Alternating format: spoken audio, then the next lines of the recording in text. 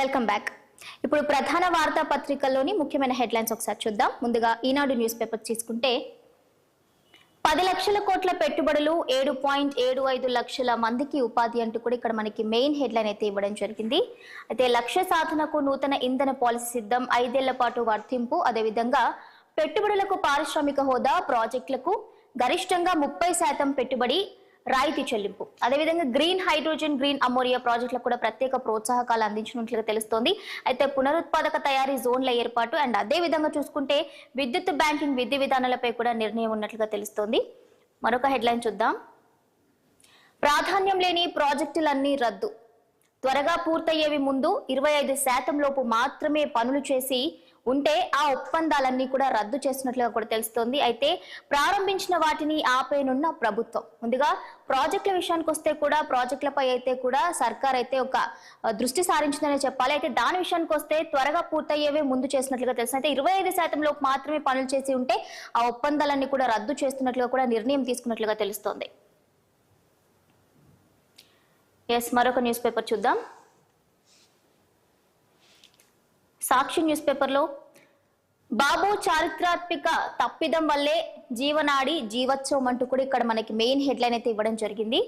అయితే ముందుగా చూసుకుంటే పోలవరంలో చంద్రబాబు నిర్వాకాలను మరోసారి నిర్ధారించిన అంతర్జాతీయ నిపుణుల కమిటీ అంటూ కూడా ఇక్కడ మనకి ఇవ్వడం జరిగింది. అవే అంశాలను పునరుద్ఘాటిస్తూ ఈ నెల 20న పీపీఏ సిడబ్ల్యూసీలకు కమిటీ నివేదిక అంటూ కూడా ఇక్కడ మనకి ఇవ్వడం జరిగింది.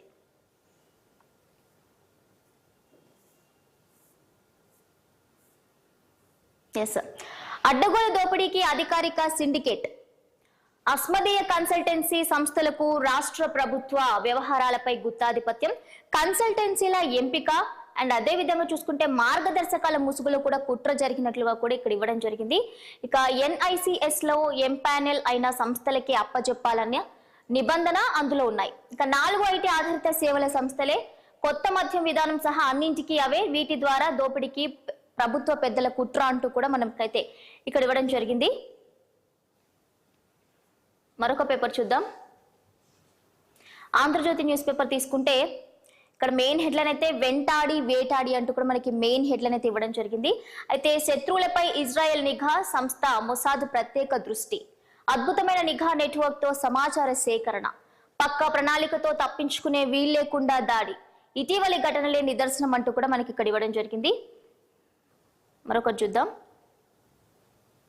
సిట్ దూకుడు, ఆదివారం తిరుపతిలో మీడియాతో మాట్లాడుతున్న SIT chief Sarvashreshtha Tripathi.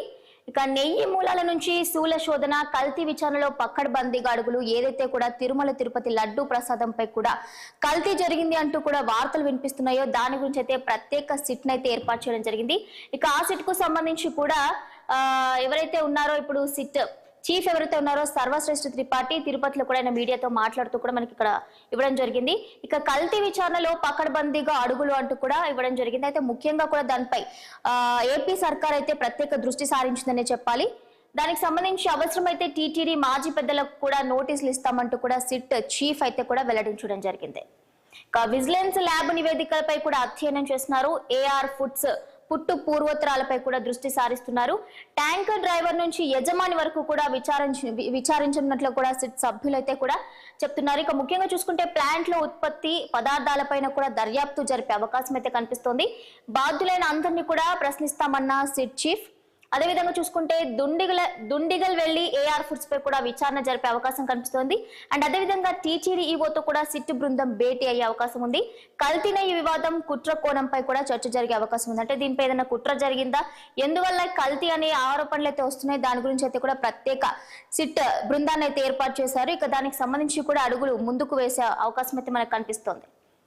Next మరొక చూద్దాం. జమిలిపై ముందుకే 3 బిల్లులు పెట్టనున్న కేంద్రం.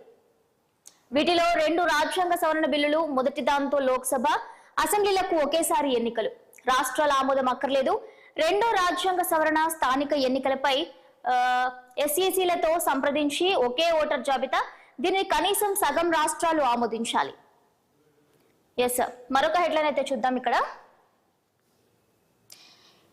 EOSDలు మహాముదుర్లు అంటూ కూడా మనకి ఇక్కడ మెయిన్ హెడ్లైన్ అయితే ఇవ్వడం జరిగింది. మంత్రులను మించిపోయిన అధికారులు వైస్ ఛాన్సలర్ నే రప్పించుకుని వార్నింగ్లు, కావాలనుకున్న వారికి కీలక పోస్టింగ్లు. వైసీపీ హయాంలో భారీ అవినీతి ఆరోపణలు అయినా ఏరికోరి ఎంచుకున్న కీలక మంత్రులు, సీఎం చంద్రబాబు హెచ్చరించిన మారని తీరు. ఇక నిఘా నివేదిక ఇచ్చినా పట్టించుకొని వైనం, పిఎస్ ఓఎస్డీలతో సర్కారుకు చెడ్డ పేరు అంటూ కూడా మనకి ఇక్కడ ఇవ్వడం జరిగింది. నెక్స్ట్ మరొక చూద్దాం. మార్చి వరకు ఖర్చు కోసం 7,200 కోట్లు ఇవ్వండి.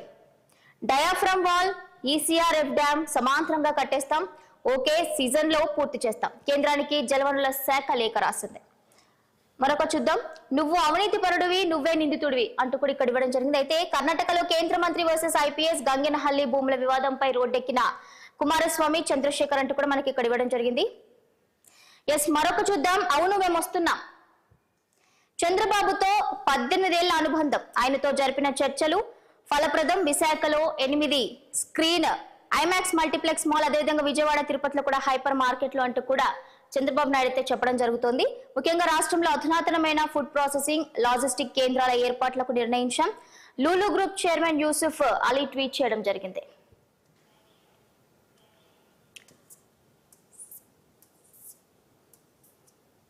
ఇక మరొక న్యూస్ పేపర్ చూద్దాం.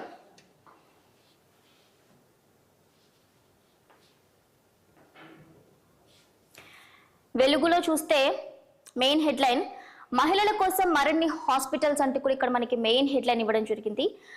ఉమెన్ హెల్త్ కేర్ కు కట్టుబడి ఉన్నామంటూ కూడా సీఎం రేవంత్ రెడ్డి అయితే ఉద్ఘాటించారు. మరొక చూద్దాం. మూసీ నిర్వాసితులను కన్నబిడ్డల్లా చూసుకుంటాం. రైట్, ఇక్కడ మనకైతే పెద్ద హెడ్లైన్ లో అయితే ఏదైతే ఇప్పుడు హైడ్రా పేరిట కూల్చివేతలు అయితే ఏవైతే జరుగుతున్నాయో, మూసీ నిర్వాతులు అయితే కూడా మొత్తంగా ఆవేదన అయితే వ్యక్తం చేస్తున్నారు. తమ ఇల్లు కాపాడాలి అంటూ కూడా మొరపెట్టుకుంటున్నారు. ఇక దానికి సంబంధించి చూస్తే పేదలను నిలబెట్టాలన్నదే మా ఉద్దేశం, పడగొట్టాలని కాదు అంటున్నారు మంత్రి శ్రీధర్ బాబు. డబుల్ బెడ్రూమ్ ఇండ్లతో పాటు ఉపాధి కల్పిస్తాం. ఎస్హెచ్జి ద్వారా వడ్డీ లేని రుణాలు ఇప్పిస్తాం. హైడ్రా విషయంలో ఎవరైనా ఒకటే, సీఎం అన్నకు కూడా నోటీసులు ఇచ్చాం.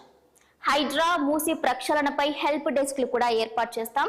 అరాచక శక్తులను బీఆర్ఎస్ ప్రోత్సహిస్తోంది. డబ్బులిచ్చి సీఎం సర్కారుకు వ్యతిరేకంగా మాట్లాడిస్తోందని కూడా మంత్రి శ్రీధర్ బాబు ఫైర్ అవుతున్నారు. మరొక చూద్దాం.